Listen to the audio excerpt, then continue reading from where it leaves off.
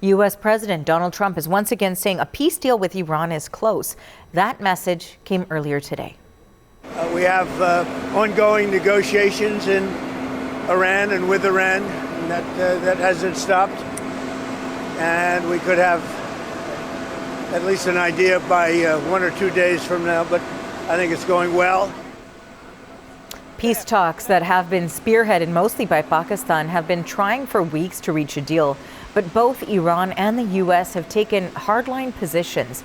Trump's latest comments follow a major escalation between Israel and Iran over the last few days that threatened to shatter the shaky ceasefire. Both countries announced yesterday they would suspend strikes, but they also vowed retaliation if they are attacked, with Iran, including Lebanon, in the equation. And the CBC's Crystal Gomansing is tracking this story for us from Jerusalem. So, Crystal, we heard Trump suggest a deal with Iran could be signed within 1 or 2 days. I mean, how likely is that timeline? Well, to be fair, Arthi, we just don't know if a deal is in fact that close. Early this morning, U.S. President Donald Trump also said that they were in the final throes of coming up with a deal. However, it is only the U.S. president who is giving these sort of dates. We haven't heard anything from any of the other individuals involved as for the potential timeline that we could be looking at. And it's important to note that we have heard these "we are close" sort of lines from the U.S. president going back to since before there was a ceasefire agreement reached back in April. Now, these are not only posts on social media, but interviews he has given as well. And like I said, they go back a number of months. Take a listen to some of the things he has said going back to April. This process should go very quickly, and that most of the points are already negotiated and agreed to. We've had very good talks over the last 24 hours, and it's very possible that we'll make a deal. We're going to end that war very quickly. They want to make a deal so badly. They're tired of this. It could happen. I mean, if it happens, and it might not happen, who knows? But if it happens, it could happen like over the weekend. Now, it is fair to say coming up with a security agreement to deal with the situation in the Middle East is complex, to say the least. However, there has been nothing from anyone else to suggest a deal is imminent. At least we haven't heard that from anyone else other than the U.S. president.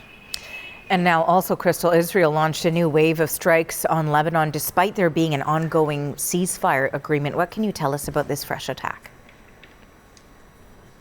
Yeah, so the attacks that we saw today by Israel Defense Forces with airstrikes in the southern coastal city of Tyre. Tyre is the 5th largest city in Lebanon. From the latest reports from the Lebanese Health Ministry, they say at least 8 people have been killed in that strike in that community. More than 30 are said to be buried under the rubble. There are efforts underway to try to clear that area, but it is a complex rescue effort that is happening there. Meanwhile, before that strike, there was a very clear warning by Israel Defense Forces for anyone in the city of Tyre and surrounding communities to get out, to go north as soon as possible. The IDF had made it very clear this morning that anyone sticking around facilities that could be seen as Hezbollah locations would be putting their lives at risk if they stayed. This is a huge change because this evacuation order also included the Christian quarter. In previous evacuation orders, they have not been included, but this time around they were told to move north. And we're talking about a good number of people here. These are individuals who are going to be displaced. Displacement is already a major issue. UNICEF had previously said about 20% of the Lebanese population was displaced. That is well over 1 million people. And the problem really is they just don't have anywhere to go. And that is exactly what we heard from one man earlier today in Tyre. والله مش حابب روح بدي ضلني قاعد بصور هم منطقتي هيدي روحي واحد بيترك مصلحته وروح نحن صيادين سمك هون كمان ما بدي يخلونا نتشرشح نتبادل. Of course, there are ongoing concerns with these strikes in Lebanon. There was a call for all of the aggression to stop.